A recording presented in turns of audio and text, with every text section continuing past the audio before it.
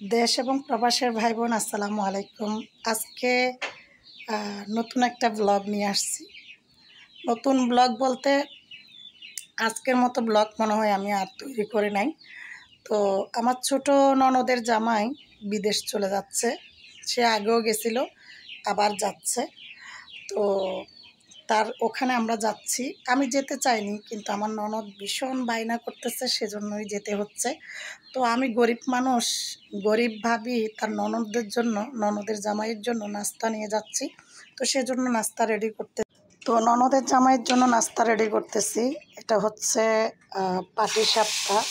সাধারণত এই নাস্তাগুলো সবারই পছন্দ হয়। তো আমি চিন্তা করলাম যে এই পাটিসাপটা নাস্তাই ননদের জামাইয়ের জন্য নিয়ে যাব। এটা ছোট বড় সকলেই পছন্দ করে। আমাদের চট্টগ্রামের বিখ্যাত পাটিসাপটা নাস্তা, ঠিক আছে। আমার ভালো লাগে, আমার ভালো লাগার উপর ডিপেন্ড করেই কিন্তু পাটিসাপটা নাস্তাটা আমি তৈরি করে নিয়ে যাচ্ছি। আর আসলে এই নাস্তাটা সবারই পছন্দের, যেটা সত্যি কথা, সবারই পছন্দের একটা নাস্তা।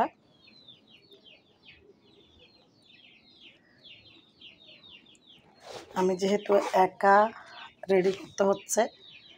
তারপরে নিয়ে যাচ্ছি সুজির এই প্লেন কেক। তো এই প্লেন কেকটাও আমার কাছে ভীষণ ভালো লাগে।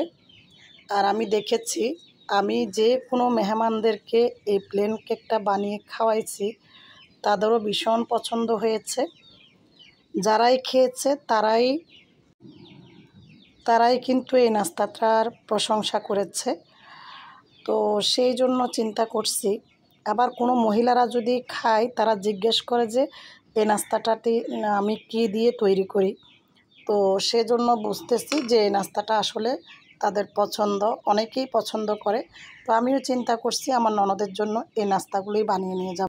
তো এই যে প্লেন কেক রেডি।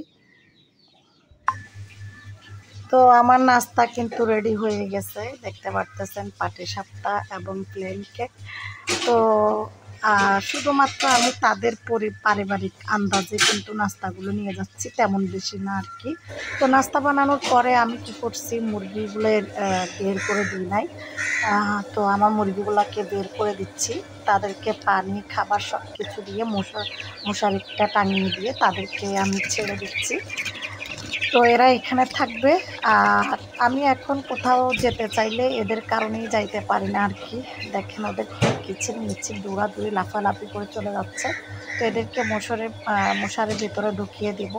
তো মশারির ভিতরে ঢুকিয়ে দিয়েছি অলরেডি। ওরা কিন্তু খাবার দাবার খাচ্ছে, খুবই ব্যস্ত অবস্থা লাগতেছে। কতদিন খাবার দাবার খাই নাই আর কি।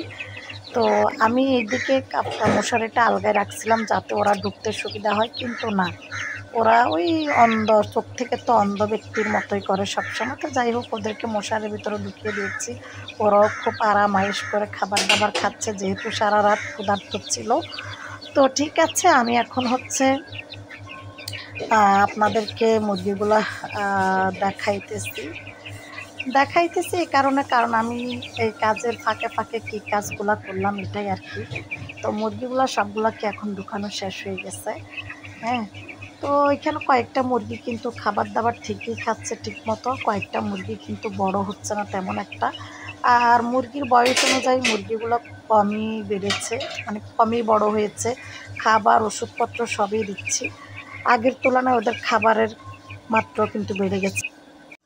হাজব্যান্ড আর বড় ছেলে যাবে না আমাদের সাথে, তো তাদের জন্য রান্নাবান্না চুলায় বসিয়ে দিয়ে তারপরে সমস্ত আদুয়া জিনিসপত্র ধুয়ে ফেলেছি। এখানে রাতের খাওয়া দাওয়া করার জিনিসপত্র আর সকালে চা নাস্তা খেয়েছি, আর যে নাস্তা বানাইছি তার সরঞ্জাম সব কিছু আমার এমনিতেও এরকম অনেক দোয়া ফালা প্রত্যেক টাইমে হয়ে যায়। কেমনে হয়, কিভাবে হয় সেটাও আমি জানি না।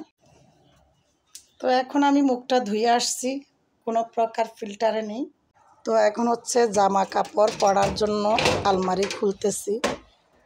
হ্যাঁ, তো জামা কাপড় হচ্ছে এই যে, এখন এইখান থেকে কোন জামাটা পরবো সেটাই বুঝতে পারতেছি না।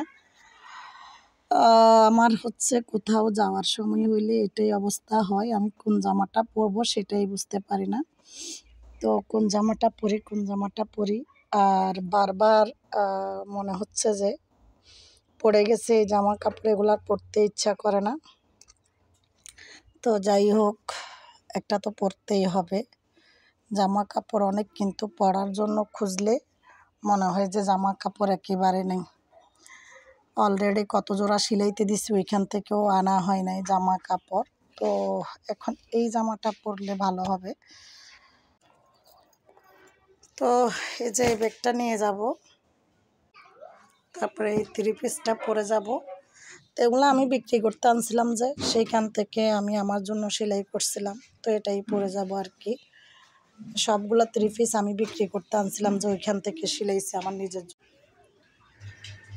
তো দেখতে পারতেছেন 3 পিস পরে নিয়েছি, সাথে ওড়নাটাও দিয়ে দিলাম। তো এখন হচ্ছে আমি সম্পূর্ণ রেডি আর কি। তবে এখনও মেকআপ করি নাই, ঠোঁটে যেটুকু দেখতেছি এটুকু সম্পূর্ণ ফিল্টার। তো আসলে ভিডিও করলে ফিল্টার দিলেই চলে, তবে যেহেতু কোথাও যাব, এই যে দেখতে পারতেছেন এখন কিন্তু আমি সাজগোজ অবস্থায়, লিপস্টিক দিয়েছি।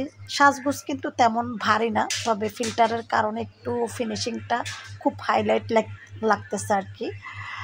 তো আমি এখন এই মুহূর্তে কমপ্লিট। আর যে বোরকাটা আমি গায়ে দিচ্ছি দেখতেছেন, এই বোরকাটা আমার অনেক দিন আগের বোরকা, আমি পছন্দ করে সিলাইছি। তবে আমার কেন জানি কালারটা ভালো লাগে না, তো গায়ে দেওয়া হয় না। তো এই বোরকাটা হচ্ছে আমি আজকে গায়ে দিয়ে যাচ্ছি। তো আমি এখন এইভাবে রেডি, এখন চলে যাব। আর কোনো কিছুর প্রয়োজন নাই, জাস্ট লাইট ওয়াও চলে যাচ্ছি বেড়াইতে।